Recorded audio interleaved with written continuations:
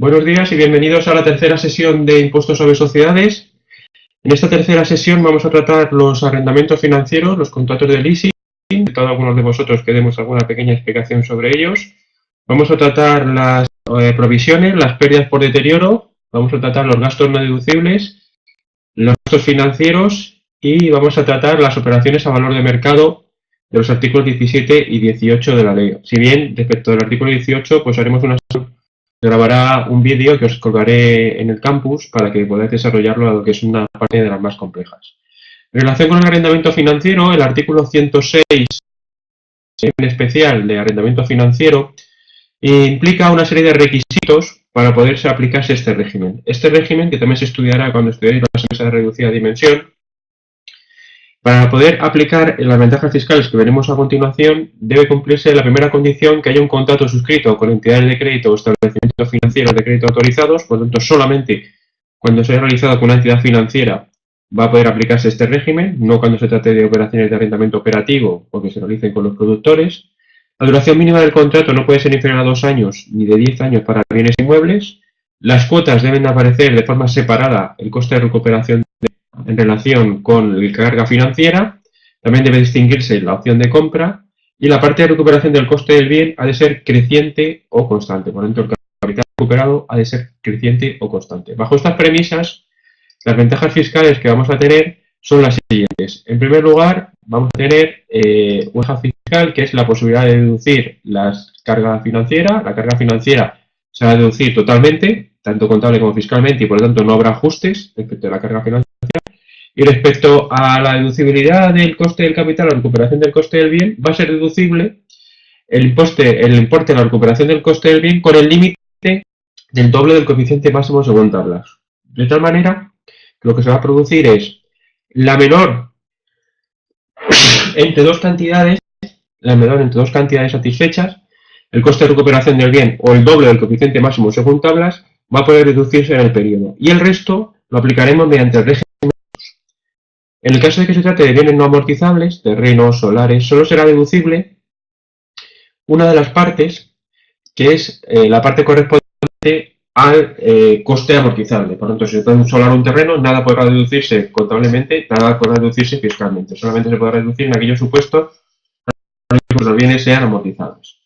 Bien, dicho esto, podemos analizar un supuesto que consiste en un elemento inmovilizado material, una maquinaria, adquirida y puesta a disposición en el 2018 mediante un contrato de arrendamiento financiero con un precio de adquisición de 1 millón de euros y que tiene un cuadro de préstamo de 3 años y una valorización de 100.000. Las cuotas del arrendamiento y por tanto el contrato de préstamo tienen la siguiente configuración. En primer lugar, cuota anual 370.000, de los que la carga financiera son 120.000 y 250.000 el coste del capital o recuperación del coste del bien, ¿vale? En el 2019, 370.000, carga financiera 70.000 y recuperación del coste de bien 300.000. Y en el 2020, 370.000, carga financiera 20.000 y recuperación del coste de bien 350.000. La opción de compra es de 100.000 euros y se va a ejercitar dentro de los 10 días siguientes al año 2021. Una de las dudas que tenéis siempre es si la opción de compra se ejercita en el último vencimiento o a posteriori. Lo más común en los contratos de arrendamiento financiero es que la opción de compra se contrate a posteriori como una letra más. Por eso se amortizará siempre al año siguiente, si coincide con el año natural. De ahí que lo pongamos en el 2021 y no en el 2020. No obstante, si el contrato preveyese que se hiciera en el 2020, pues sería el límite a la cantidad que correspondiera al ejercicio 2020. Por otra parte, la opción de compra se puede amortizar o no, ¿vale? Normalmente puede ser que hay supuestos en los que veréis que se amortiza y supuestos en los que no. Si suponemos que ese valor residual no sería amortizable, si consideramos residual, pero que si se puede llevar a gasto, sí sería amortizable. La mayoría de los supuestos que tenéis dentro del material se considera amortizable, y uno de ellos es este, ¿no? El coste de recuperación del bien, hemos visto que era 250, y la amortización contable, según el supuesto, es de un coeficiente máximo del 15%, y la empresa desea amortizar lo máximo posible. Bueno, si calculásemos la tabla fiscal de este tipo de operaciones junto con la contable, la amortización contable sería 1 millón por 0,15, 150.000 euros. Este 15% se amortiza sobre 1 millón, tal y como hemos comentado, porque se considera que la opción de compra es amortizable. Si no lo consideraseis, pues el límite sería, evidentemente, sobre los 200.000 y no sobre el millón de euros. Por otra parte, las operaciones de deducibilidad fiscal alcanzan el doble del coeficiente máximo según tablas, pero tal y como hemos visto, siempre del coste de recuperación del bien. Por lo tanto, será deducible la menor de las dos cantidades, o el coste de recuperación del bien o el doble del coeficiente máximo según tablas. Si vemos en el año 2018, la amortización contable será 150.000, el año 2019 150.000 y así hasta el año 2024, en el que quedará un resto de 100.000, de tal manera que se amortizará a 1.000 euros. El coste de recuperación del bien es 250, 300 y 350, tal y como hemos visto en el cuadro de amortización, y nos quedaría la opción de compra, que se ejercitaría en el año 1.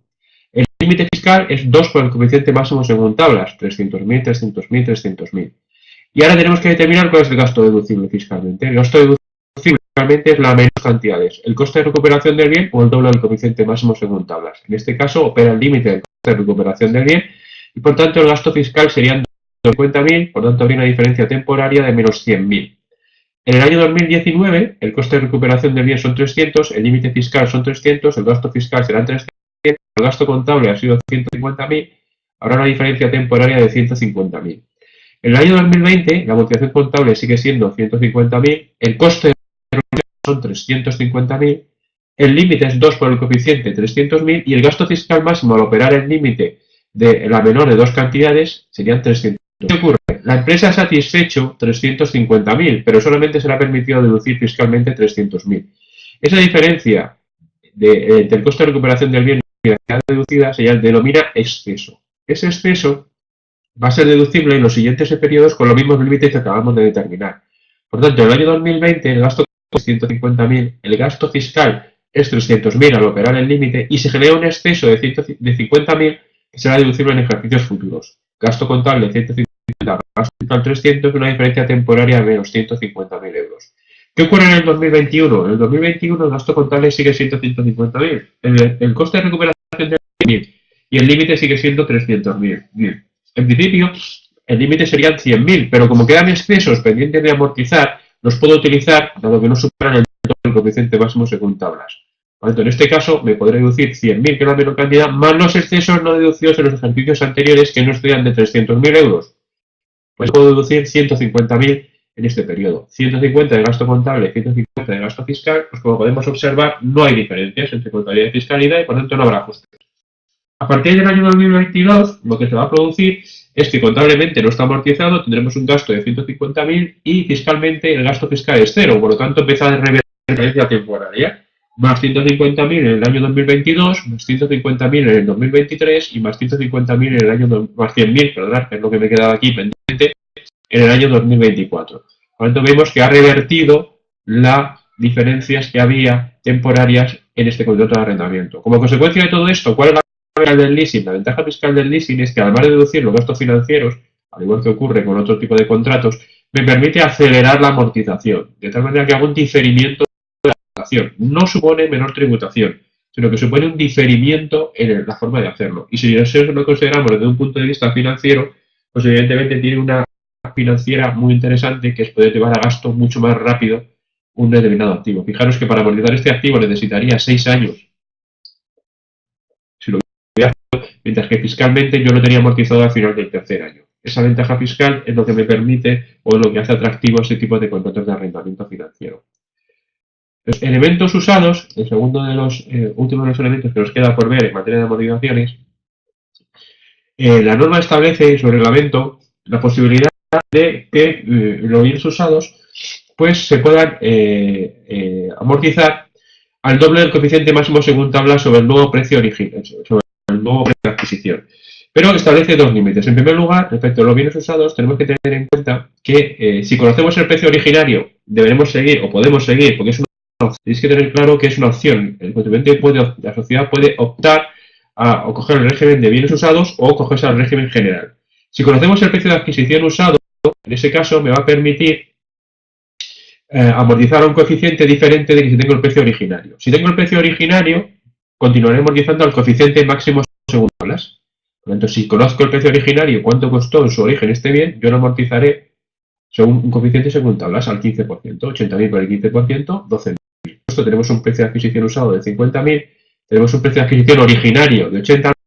La pregunta es, ¿y cómo sé yo cuánto costó en su día? Bueno, si se trata de operaciones en las que conozco a eso porque han podido ser empresas vinculadas o han podido tener relación o se conoce porque nos aporta la factura de compra, supuestos podéis seguir amortizando al precio de adquisición originario. O bien optar por el régimen de bienes usados que me permite amortizar al doble del coeficiente máximo según tablas, pero sobre la base del precio de adquisición usado.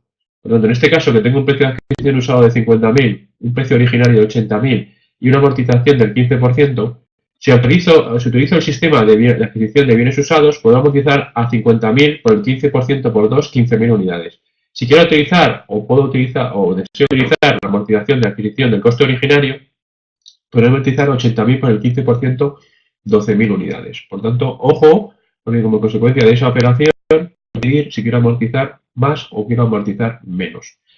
Las ventajas fiscales pues dependerán de la situación de cada compañía. No siempre lo más óptimo para las compañías es tener la máxima amortización, porque puede ser que tengan muchas bases imponibles negativas y quiera empezar a dar beneficios para compensarlas, o que tengan deducciones en cuota que me quiera aplicar, o bueno, habrá bastantes supuestos en los que puede ser más interesante amortizar más o menos, pero lo que tenemos que saber es que en esos supuestos yo puedo optar a aplicar uno de los dos regímenes, o el de bienes usados o el de precio de adquisición original. En relación con los bienes utilizados a más de un turno, las tablas están pensadas, todas recogidas en la ley, están pensadas para la utilización a un turno, normalmente de 8 horas. Si se utiliza más de un turno, una de las opciones podría haber sido multiplicar por 2 o por 3, en función de si había 2 o 3 turnos. Pero el legislador considera que no es lineal la amortización utilizar a doble turno, sino que hay que aplicar una nueva fórmula. Una fórmula que consiste, por un lado, en el porcentaje derivado del periodo máximo más el porcentaje máximo menos el porcentaje de periodo máximo por horas trabajadas dividido entre 8 y me dará un porcentaje de amortización. Si lo vemos con un ejemplo, simplemente lo que hace es calcular para intentar determinar cuál es la amortización cuando se utiliza más de un turno. Si tenemos un elemento que vale 10.000 euros y que se utiliza 20 horas teniendo un coeficiente máximo del 10% y un periodo máximo de años, lo que me dice la fórmula es que yo tengo que dividir y calcular aquí el periodo máximo, el porcentaje del periodo máximo, que sería 5%, 100 entre 20, 5%, más la diferencia entre la amortización máxima y la amortización mínima, 10% menos 5%, por el número de horas que trabajo dividido entre 8. En este caso, fijaros que al trabajar me considera que el porcentaje de amortización es de 17,5%. Bueno, pues esta empresa que utiliza la máquina 20 horas, que serían prácticamente 3 turnos, solamente la puede amortizar 17,5% en el caso de que se utilice un bien a más de un turno. Respecto a las mejoras y ampliaciones, en los años que restan de vida útil, lo que el legislador es que tenemos que calcular el valor neto en el momento que se produce dicha mejora o ampliación y a partir de ese momento amortizar en los periodos que me quedasen pendientes hasta ese momento. Entonces lo que haremos es amortización del evento en el periodo dividido por el valor neto al inicio del periodo en que se realiza la mejora y eso me dará un coeficiente y ese coeficiente lo tengo que aplicar, esa cantidad la tengo que aplicar a las cantidades que acabo de realizar la ampliación. Por ejemplo, tengamos un supuesto en el que tenemos un elemento que tiene un valor de adquisición de 1.000, una amortización acumulada al principio del periodo de 600, por los 5 años que lleva en funcionamiento. Se realiza una mejora en el ejercicio por 100 y el coeficiente lineal máximo es del 12%. En estos supuestos, lo que tenemos que calcular es, vemos que el valor de adquisición son 1.000, el coeficiente lineal son 112%, la amortización del elemento son 120 unidades anuales.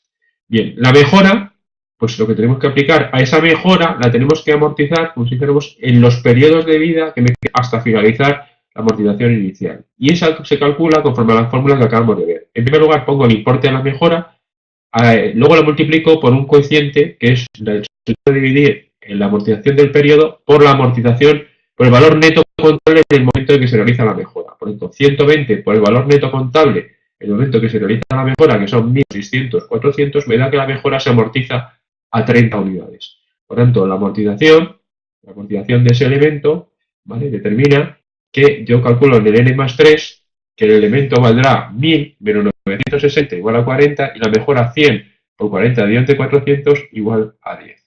¿Vale? Eso es en relación a las mejoras. Vamos a analizar ahora las pérdidas por deterioro de valores de elementos patrimoniales del artículo 13. El artículo 13 establece que las pérdidas por deterioro han sido objeto de modificación importante con la reforma de la ley, la última reforma de la ley de impuestos sobre sociedades, y solamente son deducibles aquellos supuestos en los que tengamos créditos comerciales, pero siempre y cuando se cumplan una serie de condiciones. La primera es que hayan transcurrido más de 6 meses desde el vencimiento de la obligación. Más de 6 meses desde el vencimiento de la obligación. Que el deudor esté declarado en situación de concurso, y aquí debe haber una autodeclaración de concurso. Que que el deudor esté procesado por alzamiento de bienes y que la obligación ha sido reclamada judicialmente o sea objeto de litigio judicial o procedimiento arbitral de cuya solución dependa su cobro. No serán deducibles las cantidades que se deban por los entes públicos, salvo que se esté exigiendo o se esté delimitando dentro del procedimiento judicial o arbitral la existencia o la cuantía. Si se está discutiendo la existencia o la cuantía, sí que serán deducibles. En caso contrario, si es simplemente por un impago, por retraso en el pago, no van a ser nunca deducibles. Las entidades vinculadas tampoco van a ser los créditos que existan entre ellas, salvo que ya esté en fase de liquidación. Estamos en un supuesto de fase de liquidación judicial de la entidad, en cuyo caso estamos en fase de liquidación, pues se va a extinguir y evidentemente ese será un crédito incobrable. Y no son deducibles las estimaciones de riesgo salvo las empresas de reducida dimensión, que ya estudiaremos en la parte final de la asignatura cuando veremos el régimen de empresas de reducida dimensión. Bajo esta premisa, tenemos un supuesto en el que la sociedad dotó un deterioro del crédito por insolvencia por una deuda no cobrada y vencida en septiembre de 2016. En diciembre la entidad contabiliza una pérdida por deterioro y un deterioro por 3.000. ¿Qué va a ocurrir? A 31 de diciembre no habrán pasado los 6 meses, dado que el incumplimiento se produjo en septiembre. Habrá un gasto contable que no lo es fiscalmente y por tanto en el año 2016 habrá un ajuste fiscal de más 3.000. El año 2017, cuando hayan pasado los 6 meses, es decir, a partir de marzo o a 31 de diciembre, si no se ha sí que será un gasto fiscal que no será gasto contable, porque ya se contabilizó en el año ejercicio 2016. Y por lo tanto, lo que tendremos es un ajuste negativo. Por tanto, en estos supuestos en los que no se ha hecho movimiento de los 6 meses o no se cumplen las condiciones en el momento en que se contabilizó, con posterioridad, si se cumplen esas condiciones, lo que se va a producir es una reversión de ese ajuste en materia fiscal. Asimismo, no serán deducibles las pérdidas por deterioro de inmovilizado material, inversiones inmobiliarias e inmovilizado intangible. Por tanto, en este caso, no son deducibles ninguna pérdida por deterioro por los activos. ¿Pero qué va a ocurrir? Pues ocurre, como habéis hecho en los supuestos, que hasta el año 2015 sí que eran deducibles. Y lo que se está produciendo ahora es una reversión de los mismos. Por tanto, os podéis encontrar supuestos en los que os diga que la pérdida por deterioro fue deducible. Algunos me planteáis, pero si es no deducible, ¿cómo fue deducible? Bueno, pues lo fue deducible porque hasta el año 2015 sí que era deducible. Y por tanto tenemos que tener en cuenta que esas pérdidas por deterioro hay que revertirlas. Por eso tenemos que ir a las transitorias, ¿vale? Tenemos que ir a la transitoria y tenemos que se va a tributar eso. Las pérdidas por deterioro de valores representativos en la participación de los capitales propios, siempre que en el periodo de registro de deterioro y sea inferior al 5% y no supere 20 millones, tampoco son deducibles. Las pérdidas por deterioro de valores representativos de deuda y, si son deducibles, las pérdidas por de existencias. Por tanto, pero no va a haber nunca ajustes, porque en principio si se sigue el plan, las pérdidas por depreciación de existencias serán gasto contable y gasto fiscal o ingreso contable o ingreso fiscal en su caso. Por tanto, nos quedamos prácticamente con la existencia de unas pérdidas por deterioro sobre la parte correspondiente a los créditos comerciales.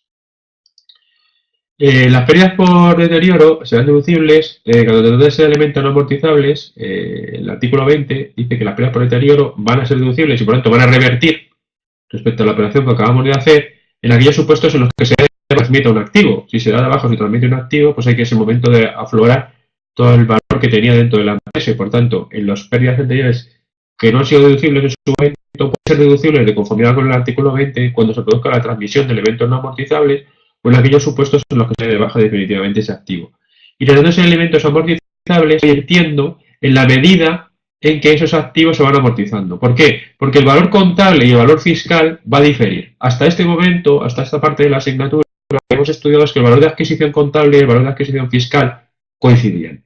Pero a partir de aquí, cuando existen pérdidas por deterioro o aplicamos operaciones a valor de mercado de los artículos 17 y 18, el valor contable de adquisición y el valor fiscal de adquisición van a ser diferentes. Lo que va a determinar que si estamos hablando de amortizaciones, la amortización contable y la amortización fiscal van a diferir. Si la pérdida por deterioro no fue deducible, el valor contable será inferior al valor fiscal. Por lo tanto, contablemente se amortizará un importe inferior al que se lo será fiscalmente.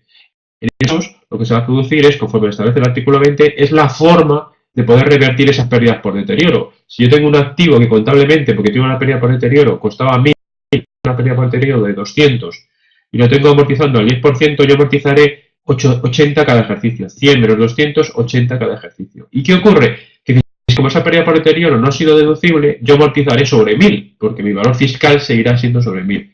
Por lo tanto, amortizaré 100. ¿Eso qué determina? Pues va a determinar, claro está, va a ir revirtiendo esa pérdida por deterioro. Si lo ponemos, por ejemplo, en un ejemplo adicional que os acabo de contar, supongamos que tenemos una sociedad que adquiere en enero de 2016 un elemento y que se amortiza al 10%. A 31 de 2016 se considera que su valor recuperable es 7.200 y por lo tanto se nota un deterioro, teniendo en cuenta que ya se habrá amortizado a 31 de diciembre, de 1.800 unidades. Bueno, ese deterioro hemos dicho que es un deterioro contable que no lo es fiscalmente, por lo tanto lo que hacer es un ajuste positivo, una diferencia temporaria por 1.800, la diferencia entre el valor neto contable, que serían 10.000 menos el 10% que se ha amortizado a 31 de diciembre, y el valor actual, que son 7.200. Esa pérdida por deterioro determina un ajuste de 1.800. Pero ¿qué va a pasar? Estamos ante un activo que hemos dicho que es amortizable, y por tanto, ese activo amortizable, cada ejercicio se va a amortizar contablemente a un importe y fiscalmente a otro importe. Contablemente será 7.200 dividido entre 9 años, 800 unidades en todo. Yo tendré que amortizar 800 unidades en cada periodo. Y el gasto fiscal, dado que la pérdida por deterioro no ha sido admitida, tendremos una deducibilidad de 1.000 unidades. La diferencia entre 800 y los 200 determina un ajuste negativo de 200, que es precisamente la pérdida por deterioro que va revirtiendo. Y así se hará la reversión hasta alcanzar los 9 ejercicios. 9 ejercicios por 200 unidades y se mantiene todo constante, pues determinará que al final del noveno periodo la pérdida por deterioro habrá revertido. No sé si hasta aquí más o menos me habéis seguido los compañeros que estáis presentes. No sé si hasta aquí más o menos.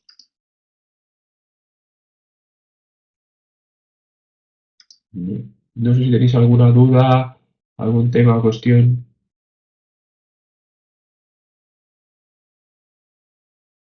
Vale. Perfecto. No sé si, José María.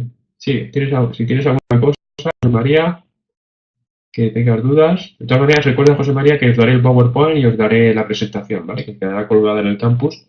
Por si acaso alguna parte no queda del todo clara, pues que la podéis ver de nuevo y podéis analizar despacio las cifras.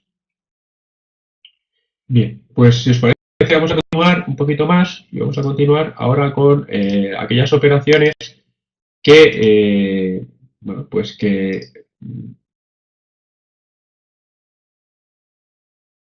Sí, sí, José María, en el campus están todas colgadas, ¿eh?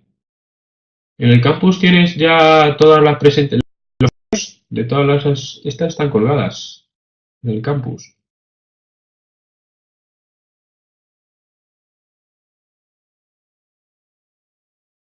Sí, también se colgaron, ¿eh? Luego te pongo el link donde están. De todas maneras, voy a colgaros ahora todas, voy a colgaros todas las presentaciones, ¿vale? Pero claro, os voy a colgar todas un PowerPoint en el que os voy a colgar 120 presentaciones en las que está prácticamente estas, más la que veremos en la próxima sesión para que podáis la próxima vez pues, trabajarlas antes y poder plantear las dudas. Pero sí, sí, José María, están colgadas estas y se colgará uno con todos los PowerPoint de la asignatura. Me parece que son 150. Vamos así, PowerPoint en el que se intenta explicar el impuesto. Bien, en relación con la limitación de los gastos financieros, el artículo 16 de sociedades establece que los gastos financieros son deducibles, pero con determinados límites. En concreto, los límites que va a aplicar cogidos en este artículo 16 y son los siguientes.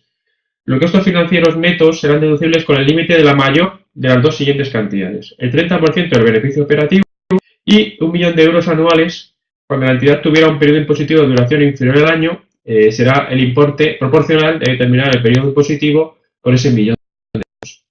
Y ese cuenta de beneficio operativo pues es una fórmula que tenéis como calcularla dentro del material y que no vamos a entrar aquí porque es simplemente partidas. Y esas cantidades sobre ese 30% de beneficio operativo va a permitir el legislador que se arrastre a otros periodos impositivos. Los gastos financieros netos que no hayan podido deducirse en los periodos podrán deducirse en los periodos inmediatos sucesivos y siguientes con el mismo límite del 30%. En el caso de que los gastos financieros netos del periodo no alcancen el límite del 30% operativo, la diferencia entre ese 30% de beneficio operativo y el límite va a poder ser acumulada en los periodos impositivos. Por lo tanto, permite arrastrar cantidades que no haya podido deducir de unos periodos impositivos a otro y permite aumentar los límites de ese 30% del beneficio operativo cuando en algún periodo anterior yo no haya alcanzado el 30% del beneficio operativo. De tal manera que si en un periodo consigo solo el 10%, puedo arrastrar ese 20% que me queda para poder compensar los ejercicios, no se pierde, ¿vale? En concreto, para el límite se establece un plazo de 5 años. Para compensarlos no hay límite, pero para incrementar los límites adicionales, para pagar los límites adicionales en los periodos en los que no haya alcanzado el 30% del beneficio operativo, tengo 5 ejercicios para poder compensar.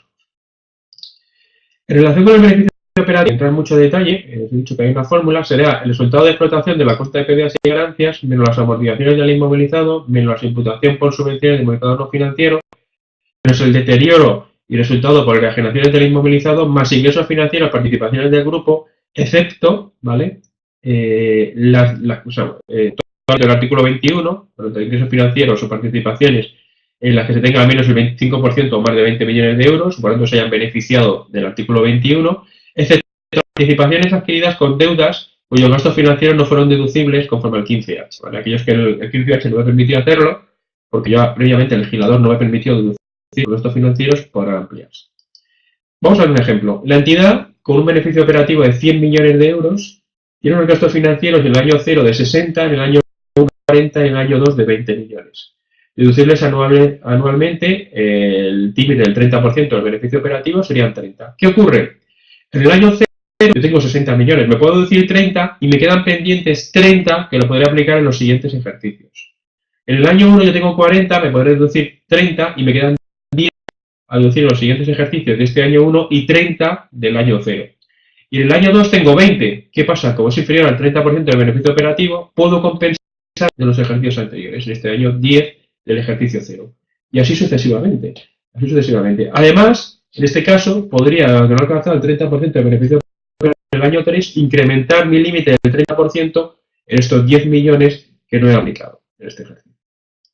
Si ponemos otro ejemplo, una entidad con un beneficio de 100 millones, con unos gastos financieros de 0, en el año 0 de 20, en el año 1 de 20 y en el año 2 de 60, el límite vuelve a ser el 30% de activo, 30. En el año 0 se deducen los 20 millones y además, como no he alcanzado el límite, hemos dicho que esos 10 millones los podré acumular en los 5 siguientes. En el año 1 se va a producir lo mismo, me deduzco 20 y me queda un 10% adicional, hasta 30 millones, para poder compensar en los 5 ejercicios siguientes. 2, aplico el 30% del beneficio operativo. En principio, me podré deducir 30 millones. ¿Pero qué ocurre? Tengo de periodos anteriores en los cuales no han pasado aún 5 ejercicios, cantidades del 30% del beneficio que no apliqué. En este caso me podría aplicar más 20, porque serían los 10 del año 0 y los 10 del año 1. Entonces me podría aplicar 30 más los 20 de estos ejercicios que no alcancé el límite, me podría deducir 50. Y me quedarían pendientes de aplicar, pues única y exclusivamente, 10 millones de euros, que lo llevaría a los siguientes periodos impositivos. ¿Qué ocurre si no se alcanza el millón de euros? Si no se alcanza el millón de euros del gasto financiero, imaginemos que tenemos una entidad con un beneficio operativo anual de 2 millones. Si aplicamos el límite del 30%, el gasto financiero sería de 600.000 euros. ¿Qué ocurre? Que, como es inferior a 1 millón, en las cantidades satisfechas me puedo deducir hasta 1 millón de euros. En el año 0 son deducibles los 800.000, porque es inferior a 1 millón. En el año 1 me puedo deducir 1 millón y me queda pendiente de amortizar 100.000. Y en el año 2, como no llego a 1 millón de euros, me puedo deducir 800.000, pero como tengo pendiente de amortizar del ejercicio anterior 100.000, me podrá alcanzar hasta 900.000. Por lo tanto, me podré deducir todo. Vemos que en este caso el millón de euros opera y lo que establece es que si me paso del millón de euros lo puedo arrastrar a los siguientes ejercicios con el mismo límite de un 30% del beneficio operativo. Más o menos, el artículo 16, no sé si os ha generado muchos problemas, el artículo 16...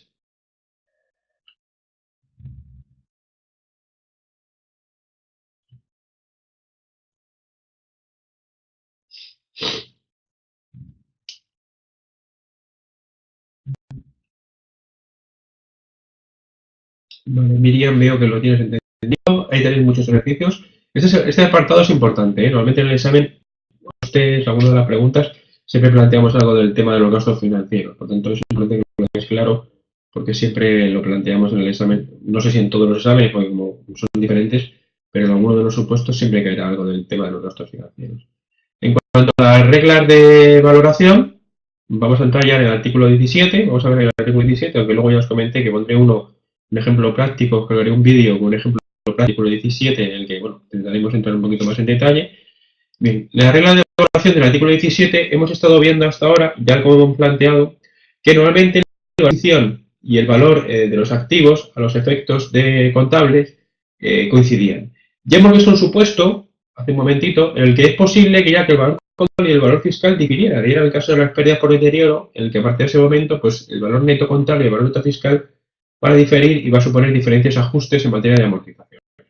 Bueno, pues a partir de lo que vamos a ver ahora, a partir del artículo 17, las reglas especiales de valoración son supuestos en los que el valor de adquisición, el valor del activo a efectos fiscales difiere. ¿Por qué? Porque el legislador considera que determinadas operaciones tenemos que hacer a precio de mercado.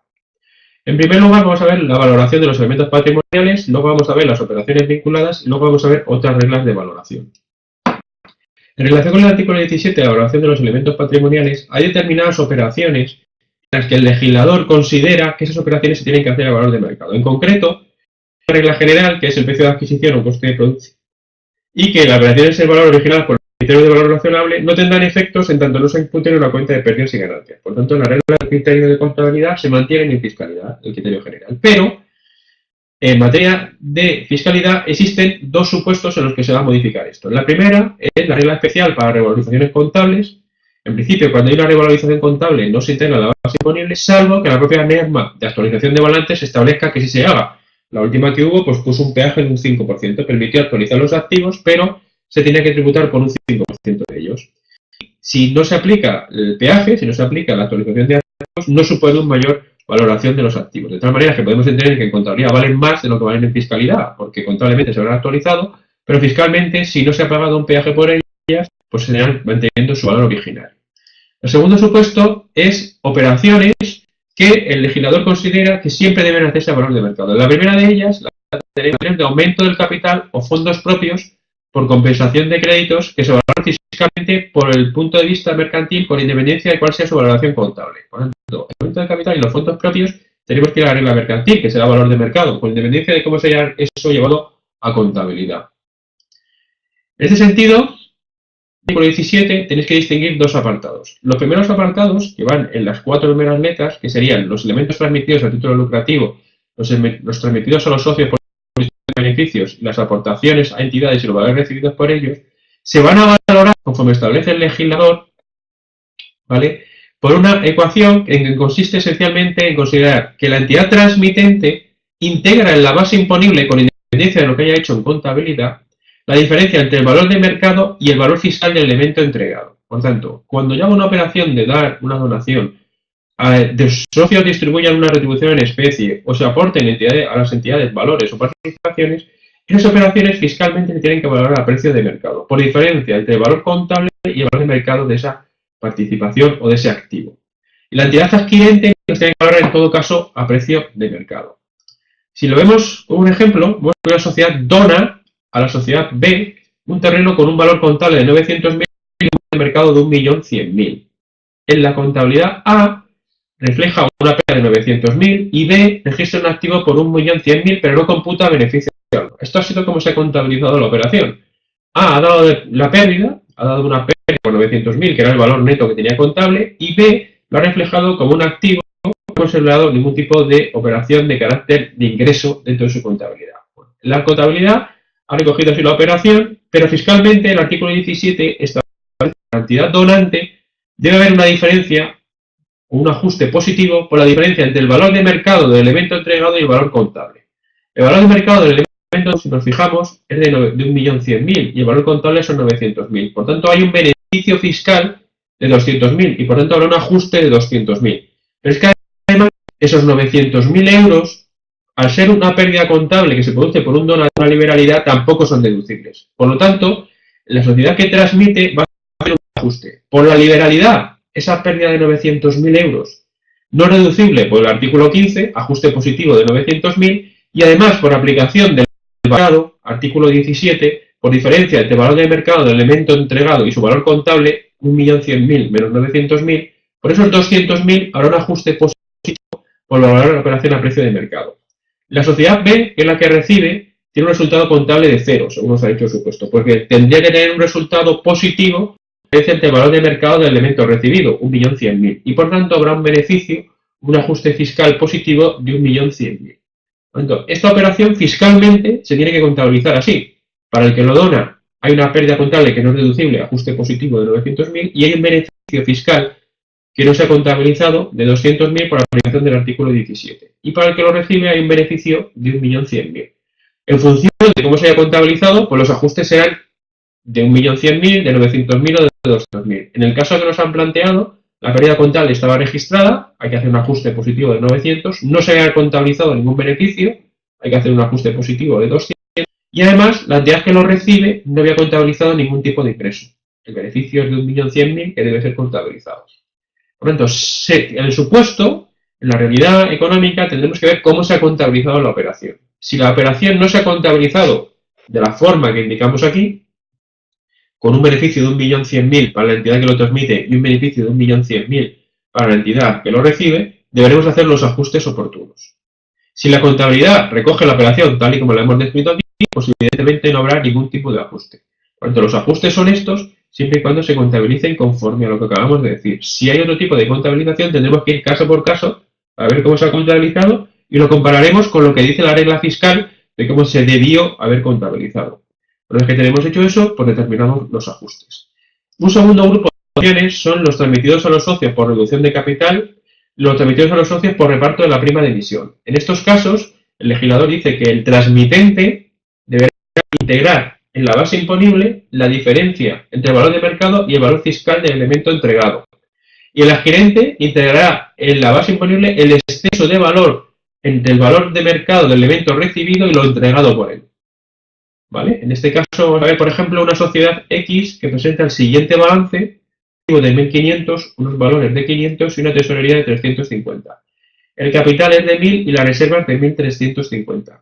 Se reduce el capital en 500 euros entregando a su socio único Y los valores. Valor de mercado 650. Bien, ¿qué ocurre? Se va a reducir el capital en el 50%. Y uno de los activos tiene una tácita de 150 unidades. Por tanto, tenemos que el activo no es de 1.500, sino el inmueble sí que vale 1.500, pero el valor vale 650. Y lo que se va a dar son estos valores que en contabilidad están por 500, sin embargo, realmente su valor de mercado es 650. Si la empresa X lo que hace es contabilizar una reducción del capital de 500 euros y lo carga contra valores por 500, si hace así la operación, sin entrar a valorar si está bien o mal, simplemente lo ha contabilizado así, en este caso no ha habido ni beneficio ni pérdida. Sin embargo, si aplicamos el artículo 17 sí que establece que hay un valor contable de 0, la operación que acabamos de ver, no hay ni beneficio ni pérdida. Sin embargo, fiscalmente debe integrar la diferencia entre el valor de mercado del elemento, que en este caso las acciones valen 150, y su valor contable, 150. Por tanto, la sociedad X, aun cuando contablemente no ha determinado ningún beneficio, sí que tiene un beneficio fiscal por aplicación del artículo de 150 unidades. Respecto a la sociedad Y, pues tendremos que ver cómo la ha contabilizado. Imaginemos que la ha contabilizado así.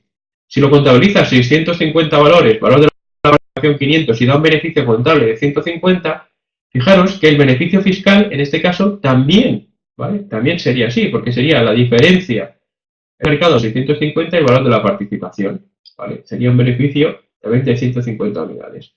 ¿Qué ocurre? Que en muchas de las ocasiones lo que se puede hacer es, si sigue siendo el socio accionista, reducir el valor de la participación, dejando el valor de la participación en 350 unidades y que tributarán en el futuro. Por lo tanto, puede haber dos opciones. Uno, o contabilizar el beneficio fiscal, que es de 150 unidades, en cuyo caso no habría ajustes, o bien considerar que eso lo que hace es reducir el coste de la participación hasta dejarlo a cero. Si el valor fiscal de la participación lo dejamos a cero, en este caso se quedarían 350, todavía no tributaría. Tributará el día que se venda o que se entregue esa participación, dado que el valor de la participación ya no sería en 500, por ese 50%, sino que se le quedaría en 350 unidades. Un tercer bloque son los transmitidos a los socios por causa de disolución o a los socios por separación de estos. En este caso, dice que la entidad transmitente integrará en la base imponible la diferencia entre el valor de mercado y el valor fiscal del elemento entregado, por lo tanto, diferencia entre lo que vale el mercado y lo que el contablemente o fiscalmente lo tiene en contabilidad, y la entidad adquirente integrará en la base imponible la diferencia entre el valor normal de mercado del elemento fiscal de la participación anulada. En este caso lo que hará es integrar en su base la diferencia entre lo que recibo, el valor de mercado, y lo que no tengo yo a efectos fiscales contabilizados esa participación. Si ponemos un ejemplo, la sociedad X posee el 100% de la sociedad Y. X tiene contabilizada su participación por 1.000, el balance de liquidación de Y es activo de 4.000, valores por 1.000 y tesorería por 1.000, el capital por 1.000 y las reservas por 5.000. Vemos que X tiene 100 por participación y que su capital es de 1.000, lo que le costó en su momento. La sociedad Y se disuelve entregando su patrimonio a X, pero resulta que el valor de los inmuebles no es 4.000 a valor de precio de mercado, sino que es de 6.000, y el valor de los valores no es 1.000 a precio de mercado, sino que es de 1.200. Por lo tanto, vemos que aquí, ahora al disolverse, hay que aplicar el artículo porque el valor de mercado difiere del valor contable recogido. Bien, pues en este caso, la sociedad Y, que la sociedad que se disuelve, tendrá que aplicar el artículo 17 y tendrá que integrar en su base la diferencia entre el valor de mercado de los elementos entregados, que son 6.200 por 6.000 por el inmueble, 1.200 por los valores y 1.000 de tesorería, 6.000, 1.200 y 1.000 de tesorería, 8.200, y el valor contable de la participación, pues de estos activos, perdonad, son 4.000, 1.000 y 1.000. En este caso tenemos 8.200, que es el valor de mercado de lo que recibo, respecto al valor contable de lo que recibo, que son 6.000. La diferencia, 2.000, es un ajuste positivo que debe realizar la sociedad transmitente. Por lo tanto, es como, entre comillas, si la sociedad transmitente vendiera a un tercero a precio de mercado estos activos. Por lo tanto, la disolución es como, entre comillas, si la sociedad vendiera a un tercero estos activos. Si los hubiera vendido a un tercero estos activos, el precio de mercado sería 8.200. Tendría un beneficio de 2.200. El hecho de que se disuelva y se le entrega a los socios, el legislador lo iguala y dice que también debe tributar por la diferencia entre el valor de mercado y el valor contable. Por tanto, la sociedad Y tiene que tributar un beneficio de 2.200 unidades. La sociedad X pues va a contabilizar, imaginemos, por ejemplo, así, 6.000 y 1.000. Y si la sociedad X contabiliza a precio de mercado lo que ha recibido y da de baja la participación Y, que la tenía por podemos que el capital era de 1.000 y se va a disolver, por lo tanto da de baja la participación de Y, tiene un beneficio contable de 7.200, que también coincide con el beneficio de Y. Porque la sociedad X se ha contabilizado así, a valor de mercado, los elementos recibidos, no habrá diferencia entre valor de mercado contable y valor de mercado fiscal. Si la sociedad X se hubiera contabilizado de cualquier otra forma que no se recogieran aquí los 8.200 unidades, imaginaos que se hubiera cogido, por ejemplo, a 4.000, a 1.000 y a 1.000, lo hubiera puesto valor contable de como estaba en la otra entidad, habría un beneficio contable de simplemente la diferencia, que serían 5.000, y un beneficio fiscal de 7.200 y volvería en el ajuste de 2.200. Por tanto, fijaros que el ajuste de la sociedad X va a venir determinado por cómo integre esa sociedad X el valor de los activos que va a recibir. Si los integra a valor de mercado, pues no habrá diferencia entre contabilidad y fiscalidad. Si los integra a un valor diferente al valor de mercado, sí que habrá diferencia entre contabilidad y fiscalidad. La fiscalidad, en todo caso, obligará a meterlo a precio de mercado. Si contablemente yo lo soy contabilizado por otro sistema diferente al valor de mercado, la diferencia entre el beneficio contable y el beneficio fiscal determinará un ajuste por el artículo 17. No sé si hasta aquí, los dos compañeros que estáis aquí presentes, más o menos, habéis conseguido, ha quedado un poco más claro esta idea.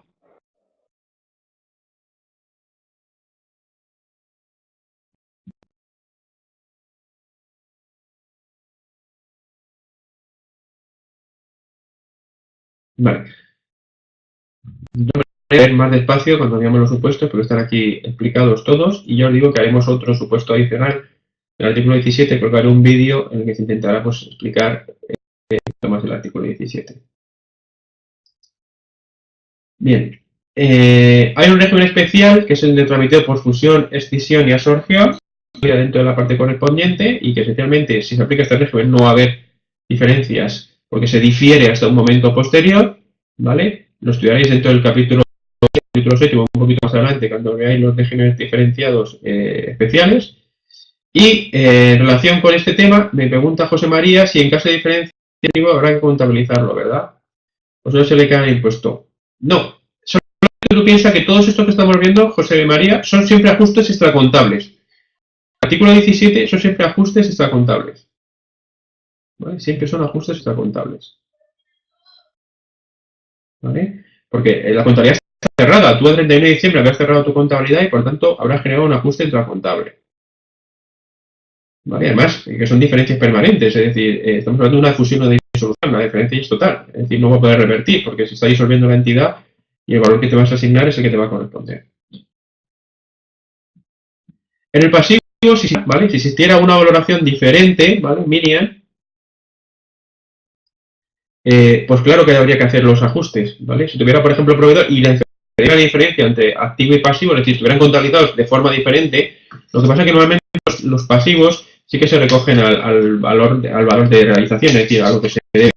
Pero si hubiera pasivos que estuvieran recogidos de forma incorrecta, pues también habría que hacer los ajustes, evidentemente, porque lo que pretende el legislador es que nosotros calculemos el valor neto real, el valor de mercado de lo que se está entregando. Si estoy entregando pasivos que están muy por debajo porque los he infravalorado, pero realmente tienen créditos superiores, pues habría que hacer los ajustes, ¿vale? Porque lo que pretende es que estas operaciones se realicen a valor de mercado. Lo que tenéis que pensar es que el legislador lo que quiere aquí es que las operaciones que se realicen en cualquiera de las que acabamos de analizar sean siempre a valor de mercado. Con independencia de lo que se haya hecho en contabilidad, estas operaciones tienen que ver a valor de mercado. Por tanto, si hay alguna operación que está fuera del valor de mercado, pues yo tengo que hacer la diferenciación. Ya te digo que en pasivos suele ser más complicado que se diera este tipo de operaciones, porque los pasivos normalmente están reconocidos por el valor de la deuda. Si hubiera alguna cosa rara, pues habría que ver los ajustes pertinentes, ¿vale? Y vamos al último bloque, que este supuesto del último bloque, que tenéis que distinguirlo de los anteriores que hemos visto, ¿vale? Por tanto, cuando estudiéis esto, por favor, cuando veáis el Power, cuando veáis la presentación y cualquier material, distinguir la primera categoría, que es lo que hemos visto hasta ahora, de estas dos categorías, que son los adquiridos por permuta, canje o conversión, ¿vale? Y las operaciones relativas a las entregas de participaciones en un canje o conversión. Por tanto, la permuta y la canje o conversión, estos dos tipos de operaciones, por favor, distinguirlos de las operaciones anteriores. Lo que tenemos que saber es que nosotros en contabilidad podemos tener permutas comerciales y permutas no comerciales. Bueno, pues a efectos fiscales, todas las permutas, todos los canjes y todas las conversiones son siempre con carácter comercial. Con independencia de lo que sea en contabilidad, todas las permutas a efectos fiscales tienen la naturaleza de permutas de carácter comercial. Por tanto, ¿qué va a ocurrir? Si la operación se ha contabilizado como una permuta comercial, no hay ningún tipo de problema, porque no habrá ajustes entre contabilidad y fiscalidad. Y solamente en aquellos casos en los que la operación se haya contabilizado como una permuta no comercial, tendremos que hacer los ajustes que veremos ahora. Por tanto, distinguimos estos supuestos de operaciones de permuta o conversión en relación con las operaciones que hemos visto de anteriores de disolución, de entrega de socios de participaciones, de donativos y demás.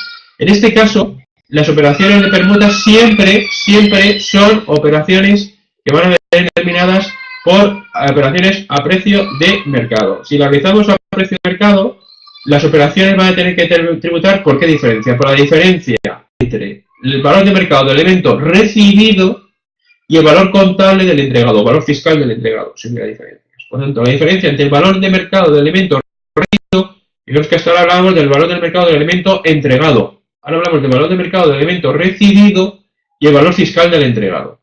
Entonces vamos a suponer, por ejemplo, una sociedad A que permuta un elemento cuyo valor contable es de 1000, siendo su valor de mercado de 1800.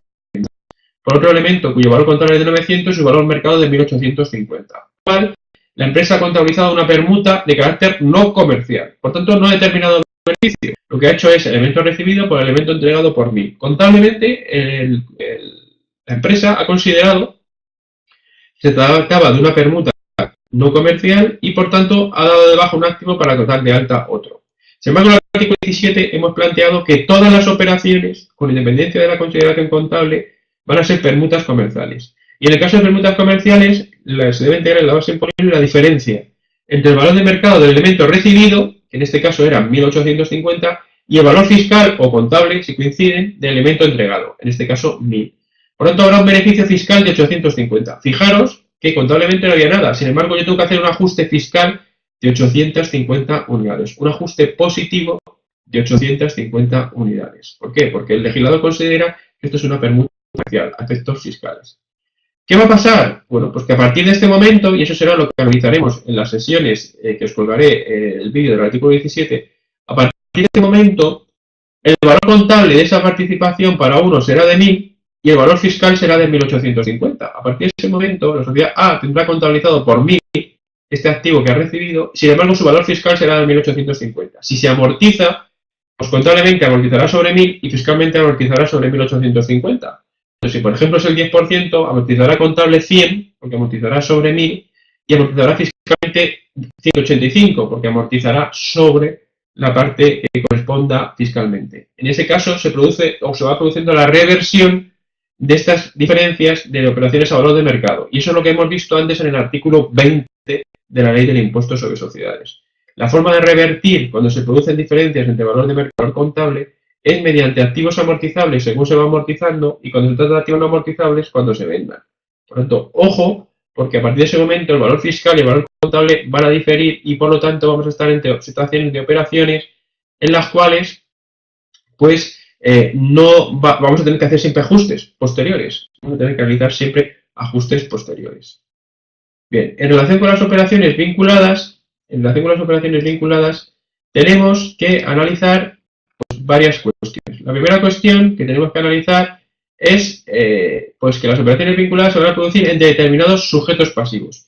Los sujetos pasivos que van a las operaciones vinculadas son aquellos en los que existe una vinculación que el legislador considera que puede influir en las decisiones que se toman en la compañía. En concreto, los supuestos de vinculación, entre otros, las relaciones entre socio y sociedad cuando se tenga más de un 25% del capital, relaciones entre entidad, consejeros y administradores, salvo que se correspondan con la retribución de sus funciones, relación entre entidad, cónyuges y parientes en línea directa, colateral, consanguinidad o afinidad hasta tercer grado, con sus socios, consejeros y administradores, y esas operaciones van a determinar que en todo caso deberán valorarse a precio de mercado.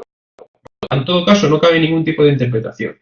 El valor de mercado será, a estos efectos, el que habrían acordado personas o entidades independientes en competencia. Por lo tanto, si un socio le presta servicios a su sociedad, esa operación se puede realizar, pero se tiene que realizar a valor de mercado. ¿Y cuál será el precio de mercado? Será el que habrían acordado personas o entidades independientes en condiciones de libre competencia.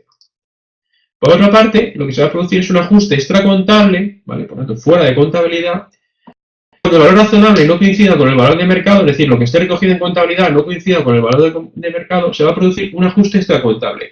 Y ese ajuste extracontable va a ser bilateral. Se va a producir en la sociedad que lo ha hecho y en la sociedad que lo ha recibido. Por tanto, habrá un ajuste bilateral y es lo que denominamos ajuste primario. El ajuste primario es poner la operación que hubiera realizado entre partes independientes. Para uno será un ajuste positivo y para otro será un ajuste negativo en la misma proporción. Por tanto, el ajuste primario lo primero que determina es que va a haber un ajuste intentando poner la operación a precio de mercado si se hubiera realizado entre personas independientes. Este ajuste primario y bilateral, la ya tiene dificultad para comprobar y ajustar las operaciones vinculadas. ¿Por qué? Porque habrá que determinar un valor y el problema es determinar cuál es ese valor. Por eso tenemos que ir a los métodos que hay dentro del artículo 18 para poder determinarlo. Es complejo, es una situación compleja porque no hay un precio para todas las operaciones.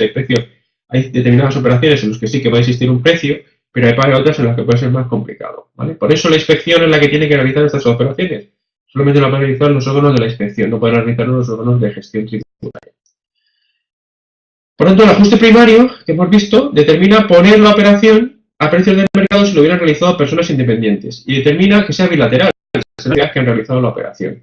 Y por otra parte existe el ajuste bilateral o el ajuste secundario, ¿vale? Que va a ser la diferencia entre el valor pactado y el valor de mercado, tendrá para las personas o entidades vinculadas una serie de consecuencias fiscales. Si no se utiliza el valor de mercado, a partir de este momento, aparte de hacer el ajuste primario, el legislador va a aplicar lo siguiente. En primer lugar, hay que determinar si el beneficio o la ganancia se determina a favor del socio o si el beneficio o la ganancia se determina a favor de la sociedad. Por lo tanto, tenemos que decir quién ha ganado con esta operación.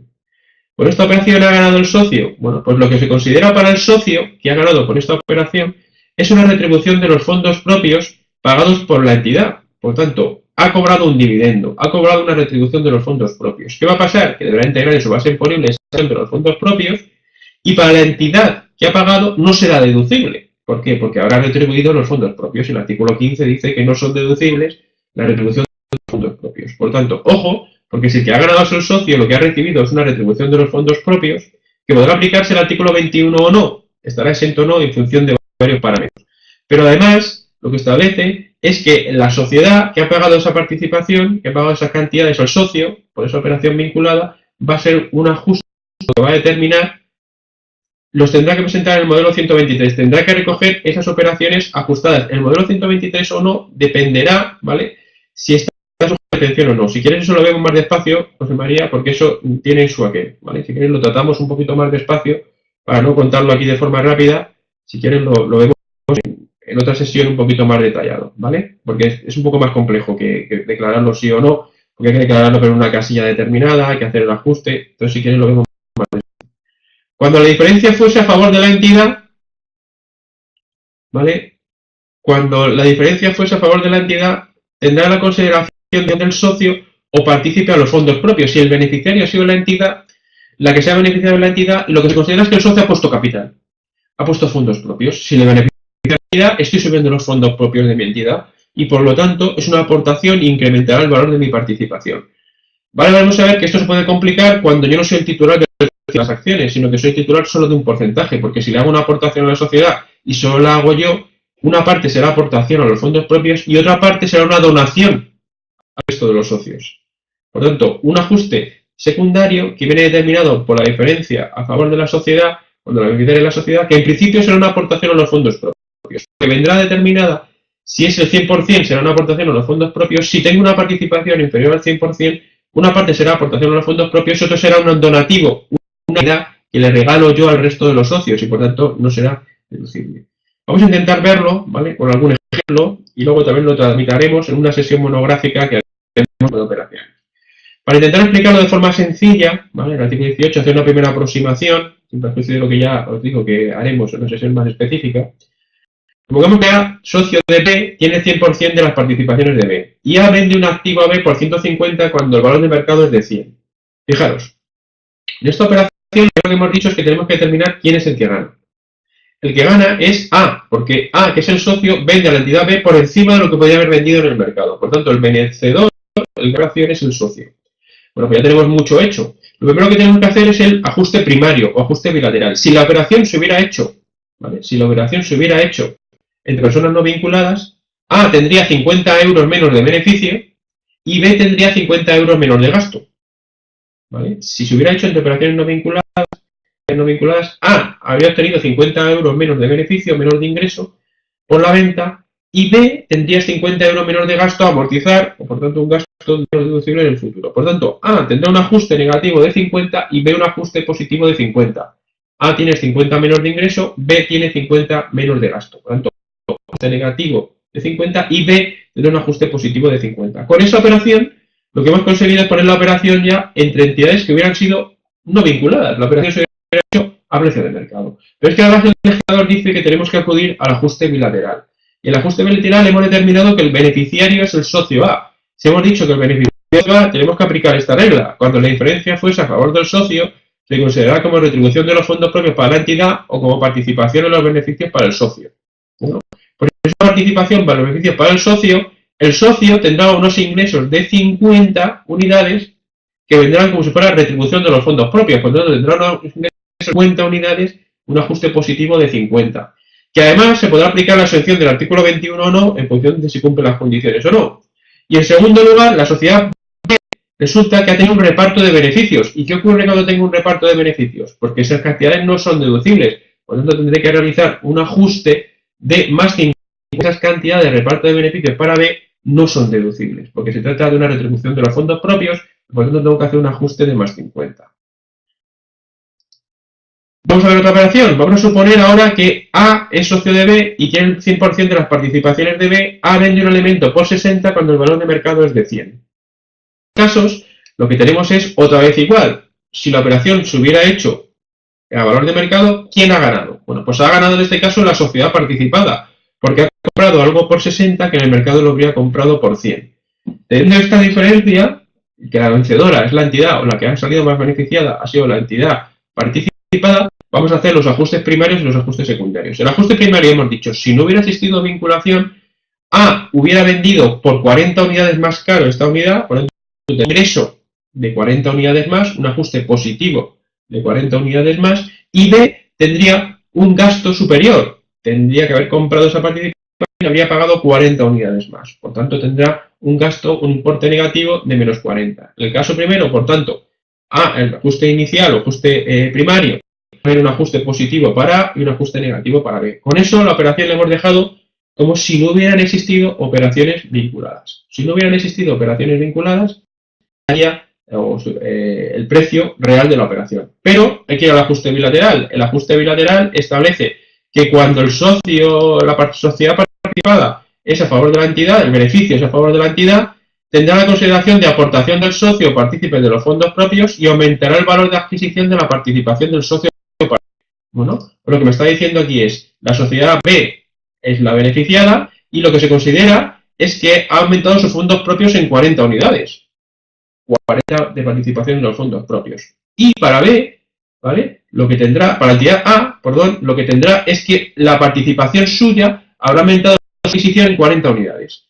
Para la sociedad B, lo que tendrá es una mayor aportación a los fondos propios, tendrá 40 euros más de fondos propios, y para la sociedad A, lo que tiene es que su valor de participación costará lo que le costó en su momento más 40 unidades. Por tanto, ese será el ajuste secundario que tendríamos que realizar. Y así serán todas las operaciones. Por ver las operaciones mixtas, en las que no se es titular al 100%, que la veremos más despacio, con un ejemplo completo, en el que analizaremos de nuevo el artículo 17 y 18, porque me habéis pedido vosotros que trabajemos este tema. Esto es simplemente una introducción para ver el artículo 17 y 18, para que vayáis un poco con la idea básica, y a partir de aquí empezamos a construir. Una vez que tengáis estudiado esto, tengáis estudiado el material, pues haremos una sesión monográfica de los artículos 17 y 18, que no durará mucho, 15 o 20 minutos, y que programaré en campus. No sé si los dos compañeros que están aquí en representación de los compañeros, más o menos la idea básica, que es el objetivo de esta sesión, la idea básica de las operaciones vinculadas, los ajustes básicos, no sé si más o menos lo tenéis entendidos.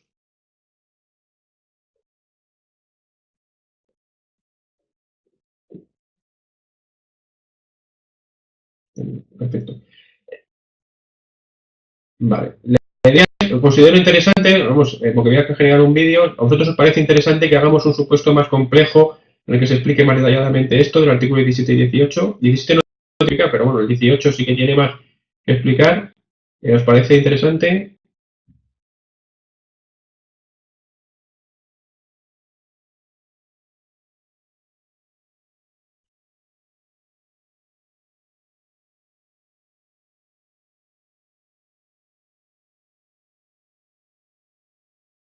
Vale. Perfecto, pues haremos una sesión, os colgaré en cuanto esté hecha, pues os avisaré. De esta manera os colgaré también una, creo, no sé si lo he colgado ya, si no lo colgaré esta semana, del artículo 17 en el que intenta poner todos los supuestos encajados uno tras otro para ponerlos seguidos y así poder un poco entenderlos.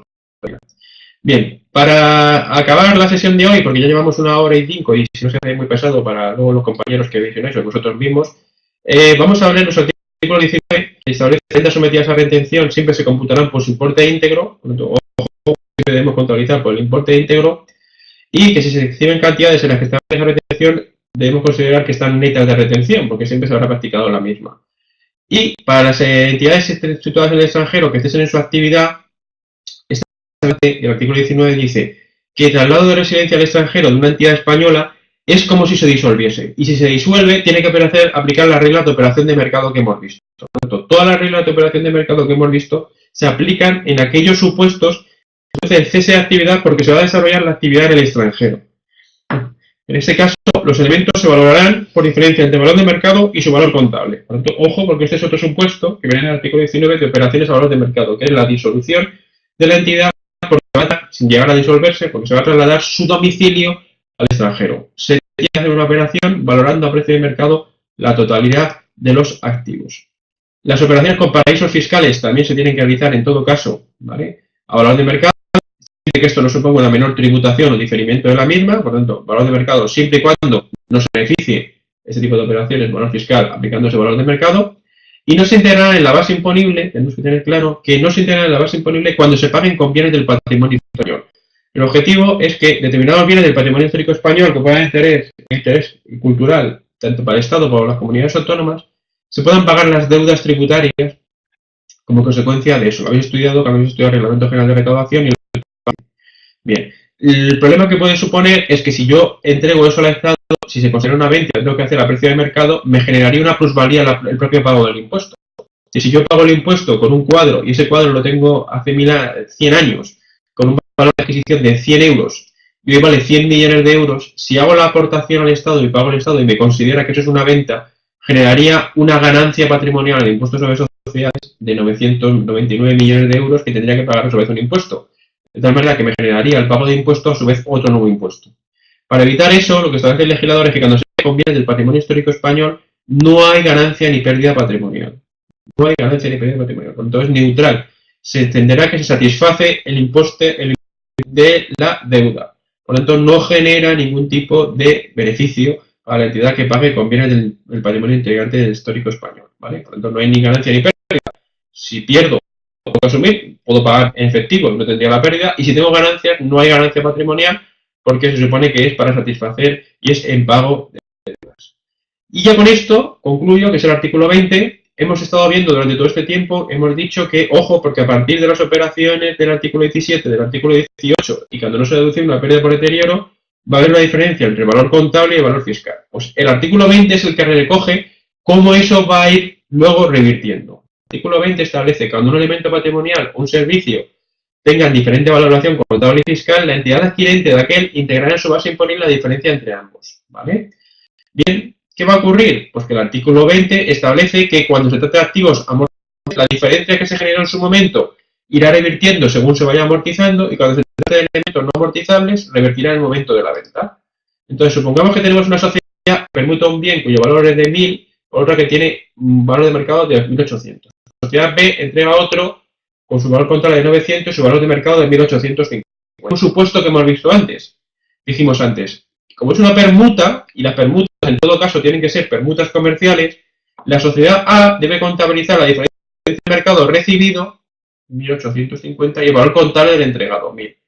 Siempre tendrá un beneficio fiscal de 850 unidades, un ajuste positivo de 50 unidades si la empresa no contabilizó como permuta comercial. Si lo contabilizó como permuta comercial, se hará este ajuste. Si lo contabilizó como permuta comercial, no habrá ajustes. Pues bien, ¿qué ocurre? A partir de este momento, el artículo 20 establece cómo va a revertir estos 850 unidades. Entonces, si imaginamos que tenemos una amortización del 20%, contablemente yo amortizaré sobre mi valor contable, que serán 20% sobre 1.000, 200. Sin embargo, la amortización fiscal, aparte de estos 1.000, resulta que yo tengo un ajuste de 850 que lo voy a ir revirtiendo al 20%, es decir, mi valor fiscal es 1.850. Por tanto, 1.850 por el 20%, en total son 370, ¿vale? 370 de gasto fiscal. Gasto contable 200, gasto fiscal 370, y hay un ajuste negativo de 170. Iría revirtiendo ¿el qué? Esta cantidad. Estos 850 se van amortizando, y en la manera que se van amortizando se va a hacer de la operación que realicé en su momento de conformidad con el artículo 17 de la ley del impuesto sobre sociedades. Bien. Pues yo creo que por hoy, si os parece, hemos dado por concluido, hemos metido mucho contenido, 17, 18, 19, hemos llegado hasta el 20. Haremos una sesión en aproximadamente una semana, 10 días, del artículo 21, del artículo 22, y os colgaré adicionalmente material de este artículo 17, en el que se trabajará, y artículo 18, trabajaremos las operaciones vinculadas para que queden claras. Pues no sé si tenéis alguna cuestión adicional, los compañeros que están aquí. Os colgaré el PowerPoint de esta sesión, ¿vale? De las 56 PowerPoint, os lo colgaré ahora mismo, que contendrá ya parte de lo que veremos en las próximas sesiones, ¿vale? Entonces no sé si habéis tenido alguna duda o si alguna cuestión se ha quedado colgada, desde el artículo 11 que hemos empezado hoy hasta el artículo 20 que hemos acabado hoy. No sé si tenéis alguna duda o cuestión. Fenomenal, pues nada. Yo quiero agradeceros a los dos compañeros que habéis estado hoy en la esta. Al resto de los compañeros os invito a que podáis ver esto, y luego os invito a todos a que cualquier duda o cuestión me la planteéis en el campus, ¿vale? Estamos aquí para ayudaros, y la idea es que yo sé que estáis trabajando, que tenéis muchos, que con el tiempo justo y que bueno, necesitáis ayuda. Entonces, yo sigo en todo lo que pueda ayudaros, pues os estaré echando una mano. Y me gustaría que nada, que contaréis conmigo en el campus o para las cuestiones o dudas que tengáis, y vamos a intentar hacer varias estas porque yo confío en que os sean de utilidad, ¿vale? Que os sean de utilidad. Aparte de que ya os recuerdo que tenéis mucho material colgado en el campus, seguiremos colgando material, pero la idea del material es ya tenéis mucho material, no sé si meter mucho más material es una ayuda o no, ¿no? Porque uno ve todavía más papeles, pero la idea es eso, José María, precisamente eso. La idea es que tengamos una sesión un poco, aquí ver elementos esenciales, y luego ya el detalle y los supuestos más complejos, pues lo podáis ver a través del material partiendo de la idea de que tengamos una noción básica y a partir de ahí construir los supuestos que puedan ser con mayor dificultad. Pues nada, muchas gracias y nada, cualquier duda o cuestión, por favor, estoy a vuestra disposición en el campus.